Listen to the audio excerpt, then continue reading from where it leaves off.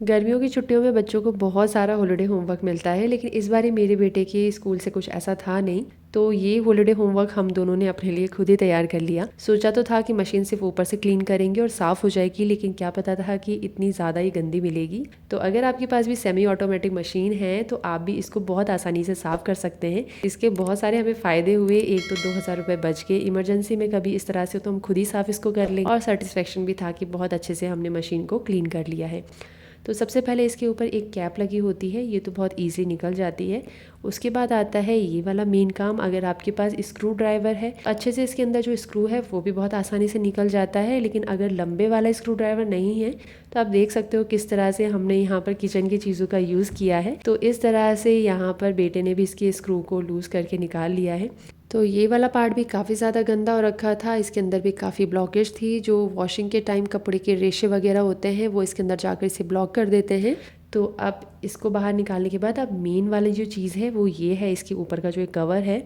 क्योंकि जब क्लीनिंग करने के बाद काफ़ी टाइम, मतलब क्लीनिंग ना करे हुए काफ़ी टाइम हो जाता है, तो सॉल्ट जमने की वजह से, गंदगी जमने की वजह से काफ़ी ज़्यादा टाइट हो जाता है। तो बस थोड़ा सा तो इस पर जोर लगाना पड़ता है और फिर ये निकल जाता है। तो थोड़ी बहुत हमें भी मेहनत करनी पड़ी और ये फाइनली निकल गया।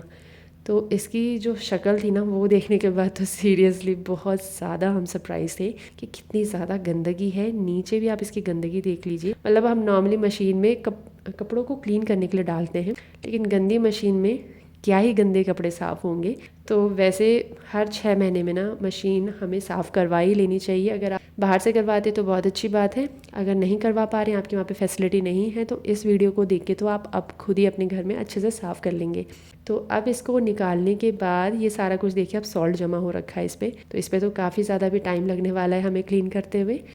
तो अब इसका जो ड्रेनेज वाला पोर्शन है, जहाँ से पानी बाहर को जाता है, उसको जैसे स्क्रू ड्राइवर से इसकी साइड्स को आगे पीछे को पुश करेंगे, या किसी और भी शार्प ऑब्जेक्ट को आप ले सकते हैं आगे पीछे इसको पुश करने के लिए, तो ये भी बहुत आसानी से निकल जाता है।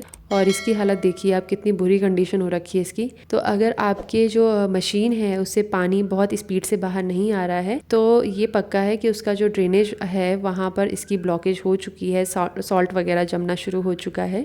तो उसको भी यानी क्लीनिंग की नीड है। तो इसको, इन सभी चीज़ों को क्लीन करने के लिए हार्पिक का हमने यूज़ किया। इवन बहुत ज़्यादा मेहनत लगी इसको क्लीन करने में, क्योंकि इतना ज़्यादा सॉल्ट की लेयर जम चुकी है, इतनी ज़्यादा ये गंदी हो चुकी है, टाइम बहुत हो चुका है। तो इसलिए हार्पिक का, या फिर आप एसिड का भी यूज़ कर सकते हैं। प्लास्टिक की आइटम्स हैं तो इतना ये कुछ ख़राब होने वाली चीज़ नहीं है। वॉशिंग मशीन की क्लीनिंग के टाइम मेरे जो बालकनी की कंडीशन थी कुछ ऐसी हो रखी थी, जैसे कि रोड साइड जो नालियाँ ब्लॉकेज के बाद जब उनकी क्लीनिंग होती है ना, तो उस टाइम रोड की जो कंडीशन होती है वाकई बहुत ज़्यादा गंदी थी। और ये जो पोर्शन से जो सॉल्ट सारी गंदगी निकली है, इसी से कम ड्राइड फॉर्म में दूसरे दिन जब बिल्कुल सूख गया था, तो वो 1 किलो से ज़्यादा था। तो अब इसको देखोगे कितनी ज़्यादा ही क्लीन हो गई है, और पहले इसकी क्या कंडीशन हो रखी थी। तो फाइनली इसको अच्छे से साफ़ करने के बाद, मशीन का जो पूरा वॉशिंग वाला पोर्शन है उसको साफ़ करने के बाद, इसकी जो पानी हमने जब इसमें डाला ना, तो बहुत अच्छे से स्पीड से बाहर नहीं आ रहा था। तो हमने सोचा कि शायद इसके जो ड्रेनेज वाली जो पाइप है उसमें भी शायद ब्लॉकेज है, इसी वजह से पानी, अब सारा कुछ क्लीन तो हो गया लेकिन अब बस वहीं से पानी स्पीड से बाहर नहीं आ रहा। इसलिए हमने सोचा कि क्यों ना अब इसके जो बैक साइड वाला पोर्शन है उसको भी ओपन करके देख लेते हैं। तो इस वाले पोर्शन को खोलने के बाद यहाँ पर एक सक्शन प्लग होता है, जो कि ऊपर ड्रेनेज के जो बटन होता है मशीन, उससे कनेक्ट होता है। जैसे हम ड्रेनेज का बटन ऑन ऑफ करते हैं तो उसी के अकॉर्डिंगली पानी फिर बाहर आता है, और उसके अकॉर्डिंगली फिर रुकता भी है पानी।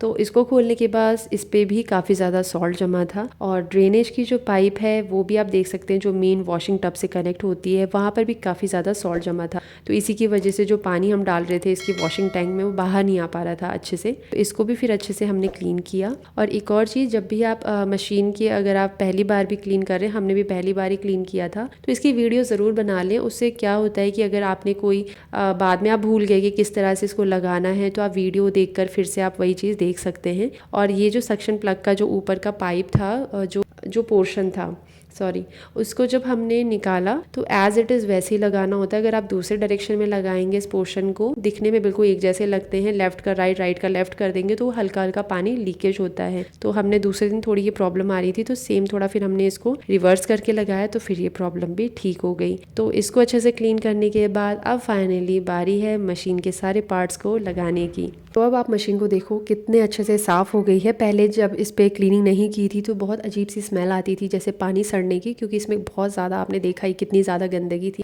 तो अब इस पर कोई भी स्मेल नहीं है। होपफुली ये वीडियो आपके लिए ज़रूर यूज़फुल रही होगी। तो आपको ये कैसी लगी मुझे कमेंट करके ज़रूर बताना। अगर पसंद आई हो तो इसे लाइक और शेयर ज़रूर करें, साथ ही चैनल को सब्सक्राइब करना बिल्कुल ना भूलना। मिलते हैं नेक्स्ट वीडियो में। Till then take care and bye.